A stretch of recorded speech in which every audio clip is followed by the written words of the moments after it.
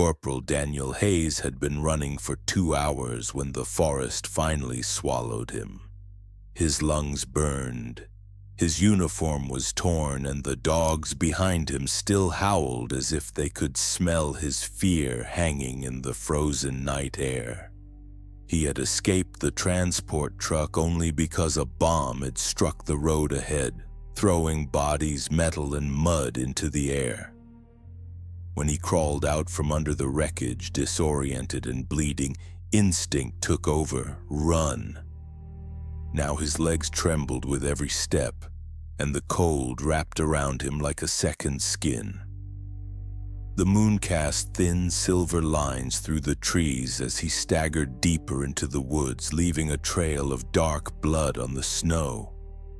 He knew he wouldn't last long. His left wrist was swollen, ribs likely cracked, and each breath whistled sharply through his teeth. He found a fallen log and collapsed behind it, pressing a hand to his side to quiet the pain. For a moment he allowed himself to hope. Maybe the Germans had lost his trail. Then he heard them. Boots crunching, dogs barking, flashlights slicing through the trees. Hayes flattened himself against the cold ground, holding his breath as voices echoed across the forest. He can't be far. Check the slope. The American is wounded, don't lose him. Hayes closed his eyes. He could almost feel the barrels of their rifles on the back of his neck. When the steps faded again, he forced himself up and stumbled downhill toward the faint outline of a village. Chimneys smoked lazily in the moonlight. A church spire rose above the rooftops. Lights flickered behind curtains. Civilization meant danger, but also shelter. Maybe even a chance to hide until sunrise. Hayes followed a narrow footpath between 2 frozen fields, each step weaker than the last. The barking grew distant, then returned, then shifted direction. His head swam. The world tilted. He leaned against a wooden fence, breath fogging the air in uneven bursts. That was when he saw her. A woman standing at the corner of a stone house, half hidden in the shadows. A wool cloak wrapped around her shoulders, hair tucked under a kerchief, lantern in hand. She stared at him with wide, alarmed eyes. Hayes froze, expecting her to scream, to run, to call the soldiers. Instead, she whispered sharply, "Kommen Sie schnell before they see you." Hayes blinked, unsure if he had misheard, but she motioned urgently, stepping closer. "You are hurt. They will kill you if they find you. Follow me." Her voice trembled, not with fear of him, but fear for him. Hayes hesitated only a second before his legs gave out and he nearly collapsed. She caught him under the arm, surprising strength in her grip. "Quiet," she warned. "They search the streets." She guided him across the yard, pushing open a small wooden door set into the ground. A cellar entrance. "Down," she whispered. "Now." Hayes slid into the darkness, landing on cold stone. She climbed after him, closing the door above their heads. The cellar swallowed all sound but their breathing. The lantern's glow revealed shelves of jars, old furniture, and a narrow cot against the wall. Hayes leaned against the stones, panting, bleeding, dizzy. She knelt beside him, brushing dirt from his sleeve, examining his side with practiced hands. "I am Anna," she whispered. "I am a nurse, or I was before the war changed everything." Her eyes flicked upward at the muffled sound of dogs outside. "If they search this house, we both die," Hayes swallowed hard. "Why help me?" She looked at him, and in her expression Hayes saw a quiet defiance, something deeper than simple compassion. "Because," she said softly, "I have seen too many men die already. Tonight I will not let another." Above them, heavy boots marched past the cellar door. Lantern light flickered in the cracks. Anna pressed a finger to her lips, heart pounding in her throat. And as Hayes held his breath in the darkness, he realized something with a cold certainty. He was now hidden in the home of a German woman who had just risked her life for him. And if the soldiers above discovered even a whisper of the truth, both of them would vanish into the night forever. Anna moved quickly once the footsteps faded, lighting the lantern fully and pulling his jacket open with efficient, clinical hands. Hayes winced as her fingers pressed along his ribs. "At least one is cracked," she murmured. "The wrist is sprained, maybe broken, and you've lost too much blood." She tore a strip from an old bedsheet and wrapped it tight around his side, then around his wrist, her movements practiced, focused. Hayes watched her, trying to read the lines in her face. She couldn't be much older than he was, mid-20s perhaps, but there was a tiredness in her eyes that spoke of years spent watching people fade on hospital beds. "You said you were a nurse," he whispered. "Where?" "Krankenhaus in town," she answered, "before the soldiers needed more bullets than bandages." She said it flatly, but he heard the bitterness beneath. Above them, a door slammed. Men shouted orders in German, a dog barked, the sound sharp and close. Hayes tensed. Anna blew out the lantern until only the faintest glow remained, then crossed the cellar in 3 quick steps and pressed her back against the door, listening. "They are at the house," she whispered. Hayes's heart hammered. "If they come down here, then you must not make a sound," she cut in. She turned, her face inches from his. "Not even if they search the room above us, not even if they say my name." He swallowed. "They suspect you." "They suspect everyone," she replied. "A woman who does not cheer for them is already guilty." The boots grew louder, crossing wooden floors overhead. A man barked something in a harsh tone. Anna stiffened. "Gestapo," she mouthed. Hayes felt the word like ice in his veins. She moved back to him, tugging at his sleeve. "Lie down, now!" He eased himself onto the narrow cot, biting back a groan as his ribs protested. She grabbed a dusty sheet from a nearby crate and threw it over him, then dragged an old trunk closer so it partially blocked the view from the stairs. When she was done, he looked less like a living man and more like another forgotten object in a room full of them. The cellar door handle rattled. Hayes stopped breathing. Anna stepped toward the stairs as the door opened and a beam of light slashed into the darkness. A German officer in a long coat looked down, his silhouette sharp against the glare from above. "Fräulein Bauer," he said, voice smooth and cold. "We are searching all houses. An American prisoner has escaped near here." Anna kept her face carefully still. "I heard," she replied. "The dogs woke half the village."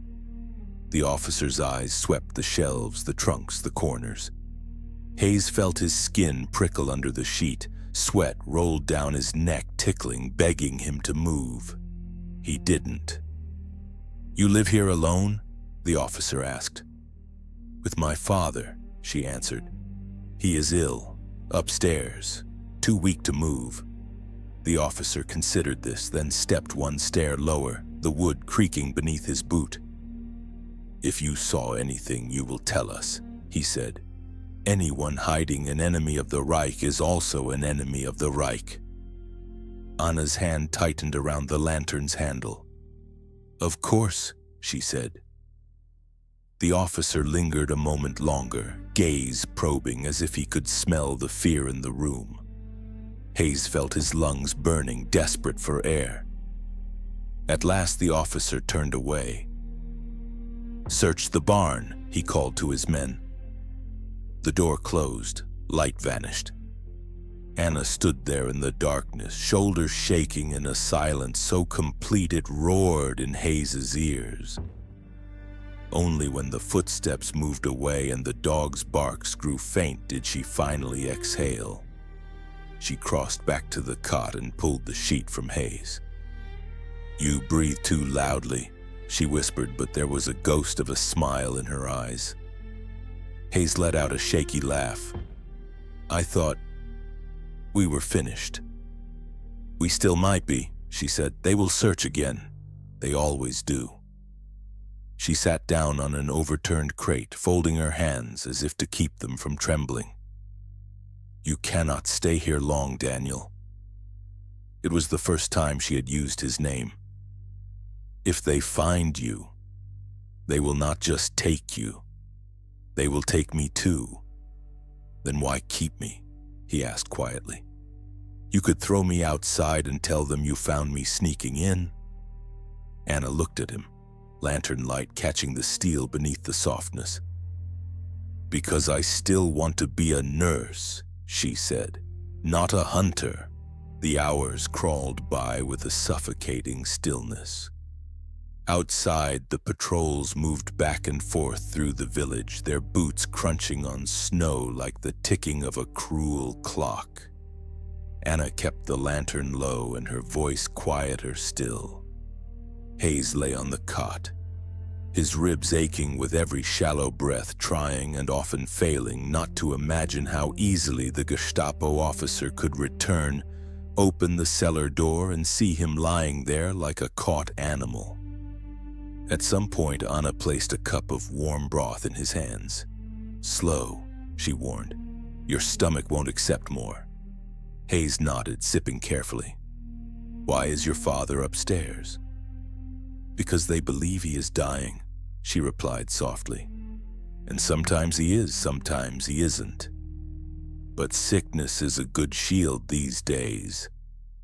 Hayes studied her in the dim light. "You keep him safe too?" Her eyes flickered, but she didn't answer. Instead, she changed the bandage around his ribs, the warmth of her fingers almost startling after hours of icy dread. They worked in silence until distant barking sliced through the night again.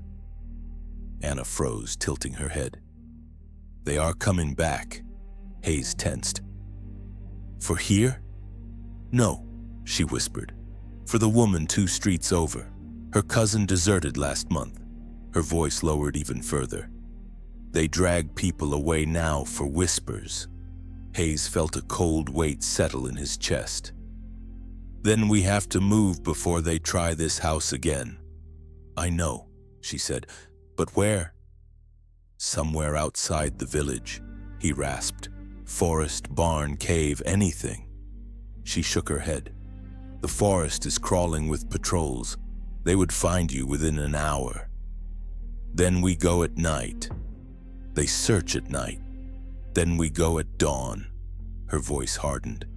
"They search at dawn."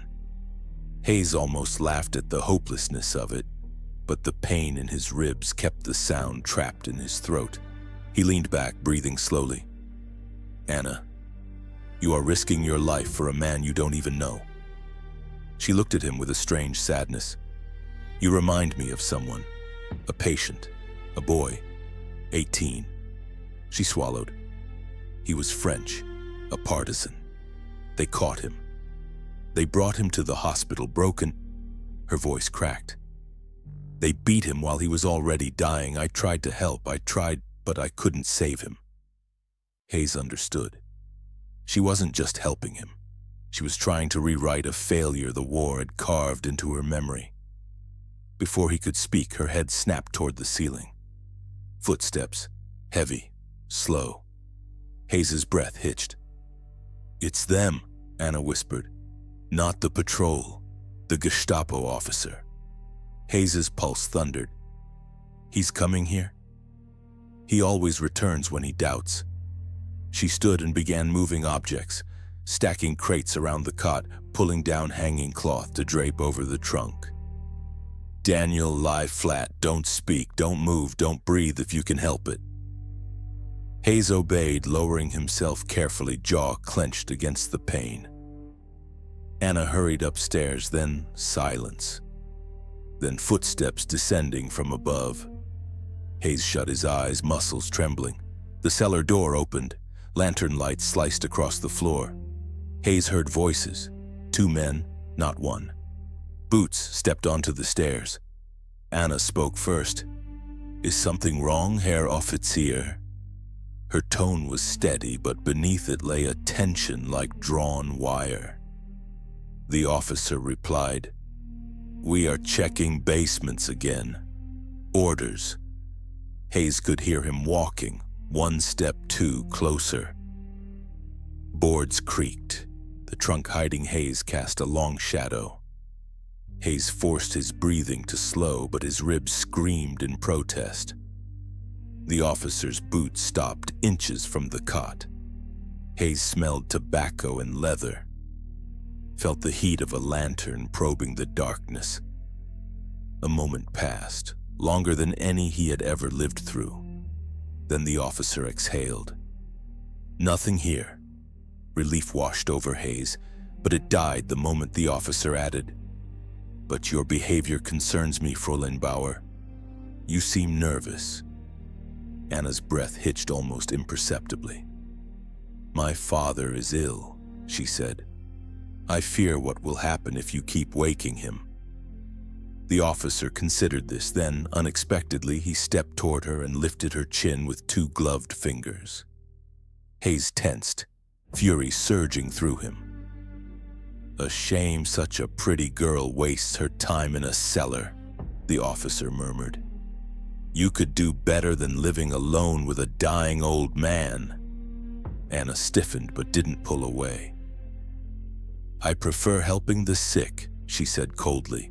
The officer smirked, letting her go. "We will return again, and if you are hiding something..." His boots turned. The lantern beam swung away. The door closed. Silence fell, heavy, dark, suffocating. Minutes passed before Anna descended again. She was trembling. Hayes pushed himself up slowly. "Anna, are you all right?" She wiped her eyes with the back of her hand, anger burning beneath the fear. "We leave tomorrow," she whispered, "before dawn.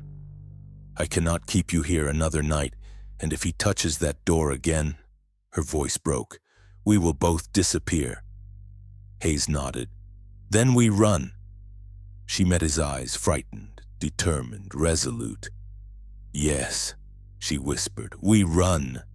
Dawn bled slowly into the sky when Anna finally shook Hayes awake. "Now," she whispered, "before the patrols change shift." Hayes pushed himself upright, teeth clenched as pain burned through his ribs. Anna steadied him with an arm around his back.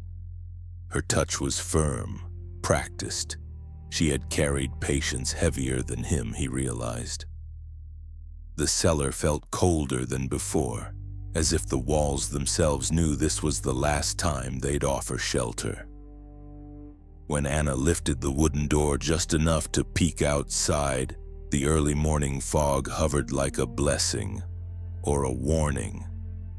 "The village is quiet," she murmured. "If we move slowly, we might reach the river before anyone sees us." Hayes nodded, swallowing the fear rising like a stone in his chest. Every step would hurt, every sound might end them both. Together they slipped from the cellar, boots sinking into frost-hardened earth. Chimneys smoked lazily. Distant roosters crowed.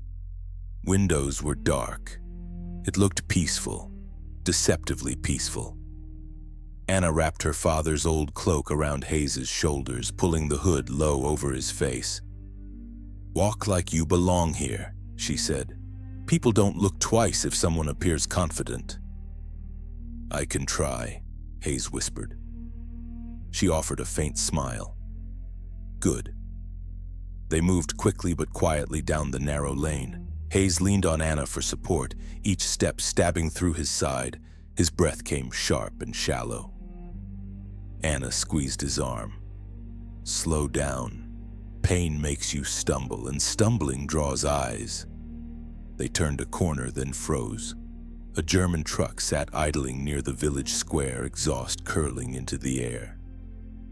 Two soldiers smoked beside it, rifles slung lazily over their shoulders. Hayes's pulse pounded. Anna didn't hesitate. She tugged him toward a small alley between two stone houses. "Keep your head down." They ducked into the shadowed passageway, pressed against the cold wall as the soldiers chatted about something trivial. Bread rations, a card game, the price of tobacco. When the truck finally drove off, Anna exhaled shakily. "The whole village feels watched," Hayes murmured. "It is," she replied. "Fear is a faster weapon than bullets." They continued downhill toward the river. The fog thickened, muffling the world until the only sounds were soft crunches of snow beneath their feet. Hayes felt dizzy. His vision blurred at the edges. Anna noticed and stopped, placing a hand on his cheek. "Stay with me, Daniel," she whispered. "Just a little more." He nodded, though he wasn't sure his legs could promise much longer. When they reached the riverbank, the sight shocked him. The water was half frozen, sheets of ice drifting in slow, silent paths. A wooden boathouse stood nearby, old and leaning, as if forgotten by everyone who passed it. "Here," Anna said, "and we crossed downstream. My cousin once kept a boat inside." Hayes frowned. "Once?" Anna hesitated. "Before he disappeared." Hayes didn't ask more. She pushed the boathouse door open and stale, damp air washed over them. Inside, a small rowboat sat half buried in straw. She brushed it off with trembling hands. "Help me pull it out." Hayes gripped the edge, forcing his battered body to obey. Together, they dragged the boat toward the water. "We can't row far," he warned. "Not like this." "We don't need to go far," she said. "Just across. There is a safe place in the woods, a farmhouse, a friend." "Can you trust them?" Anna paused, eyes meeting his. "I have no one else left to trust." As they pushed the boat into the river, the ice cracked softly around it. Anna steadied the hull while Hayes climbed in, lowering himself with a wince. She stepped in after him and grabbed the oars. "You row?" Hayes asked. "I row," she said, "and you stay alive." The fog swallowed them as the boat drifted from shore. Hayes looked back at the village, small, quiet, fragile. Then a shout split the air. Anna's head snapped toward the sound. Figures appeared at the edge of the boathouse. Soldiers. One pointed, another raised a rifle. "Get down!" Anna cried. Hayes ducked as a gunshot cracked across the river, bullets slicing through fog. Anna rowed harder, every stroke desperate, frantic. More shouts, more gunfire, splinters of ice burst around them. Hayes reached out, gripping her arm. "Anna, keep your head down," she shouted. The boat drifted behind a curtain of thicker fog. The gunfire softened, then vanished behind them. Hayes lifted his head slowly. Anna's hands shook around the oars, but her eyes burned with a fierce, unbreakable resolve. "They know," she whispered. "They know we ran." Hayes swallowed hard. "Then we don't stop," she nodded. "No," she said, "we don't." The fog thinned as the boat scraped onto the opposite bank. Anna leapt out first, pulling the hull farther up the shore with trembling arms. Hayes tried to stand but collapsed back onto the seat, breath hissing through his teeth. "I've got you," she whispered, looping his arm over her shoulders. The forest on this side of the river was thicker, older, its trees leaning like dark sentinels guarding a secret path. Anna half carried him along a narrow trail, glancing back every few steps. Hayes could feel her fear in the way her grip tightened whenever wind shifted through the branches. "How far?" he asked. "Not far," she murmured. "Just over the ridge." But before they reached it, the distant thrum of an engine rolled through the silence. Hayes's heart dropped.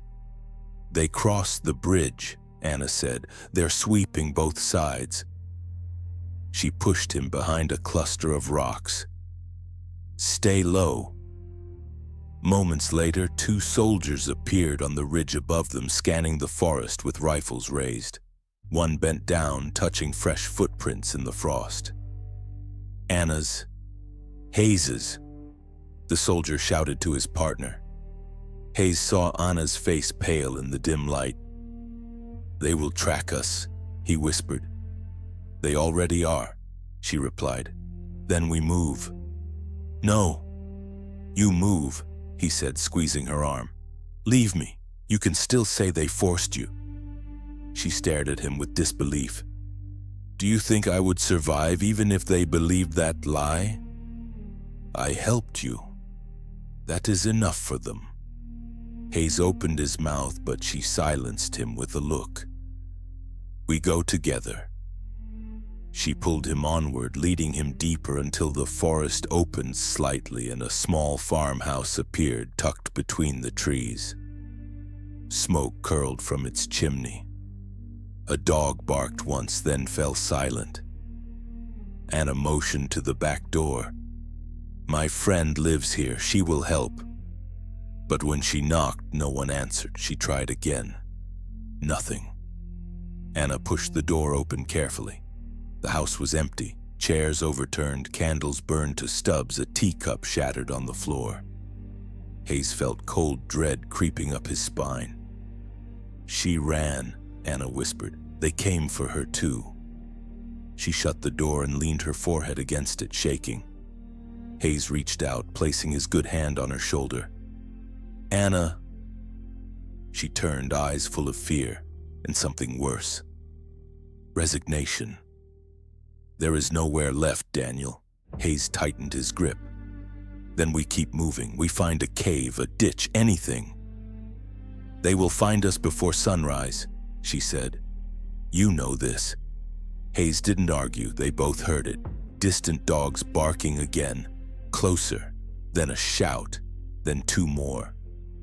"Anna," he whispered, "we're out of time." She looked at him. Really looked. And Hayes saw the truth in her eyes.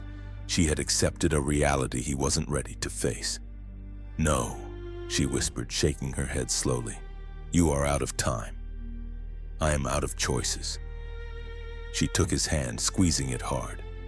"There is only one way you survive." "I'm not leaving you," Hayes said, voice breaking. "You don't have to." She guided him toward the barn beside the house. Inside, old tools hung from the rafters and a stack of hay bales formed a rough corner. "Hide here," she said. "Now." Hayes hesitated. "Anna, if they find you, they kill you," she whispered sharply. "If they find us together, they kill us both." She grabbed his collar, forcing his eyes to meet hers. "Please, let me save you." Footsteps crunched outside. Voices barked orders. Hayes crawled behind the hay just as the barn doors slammed open. Lantern light spilled across the floor. Dogs growled. 2 soldiers stepped inside, guns drawn. Behind them came the Gestapo officer, the same one who had lifted Anna's chin the night before. He saw her standing in the barn center and smiled with slow satisfaction. "Fräulein Bauer," he said, "you left the village early today." She lifted her chin. "I took food to a friend who is mysteriously gone," the officer replied, "and whose house shows signs of struggle." He stepped closer. "Where's the American?" Anna didn't look toward Hayes's hiding place. "I don't know." The officer studied her. "You are lying." Then he nodded to the soldiers. "Search." Hayes held his breath, burying himself deeper, ribs screaming with every heartbeat. The soldiers moved toward the haystack. Anna stepped in front of them. "There is nothing here." "Move," the officer ordered. When she didn't, he struck her across the face. She fell to her knees, blood dotting the straw. Hayes's vision blurred with rage. The soldiers pushed past her. Hayes closed his eyes as boots stopped inches from him. Then, a distant shout echoed from the forest. Another patrol calling. "Urgent," the officer cursed. "We are needed. Bring the girl." Two soldiers grabbed Anna, dragging her toward the door. She didn't fight. She only looked once, just once, toward the hay where Hayes hid. Their eyes met in a fleeting second. Hers said run, his said don't. Then she was gone. The barn fell silent. Hayes crawled out, chest heaving, tears burning hot tracks down his dirty face. Outside, the engines roared to life, carrying Anna away. Hayes pressed a hand to the doorframe, forcing his breath to steady. She had saved him from death, only to walk toward hers. And as the trucks faded into the forest, Hayes understood the terrible weight of her final choice. She had traded her freedom for his. And now, he had one mission left, one he could not fail. He would survive, and he would tell the world about Anna Bauer, the German nurse who saved an American's life at the cost of her own.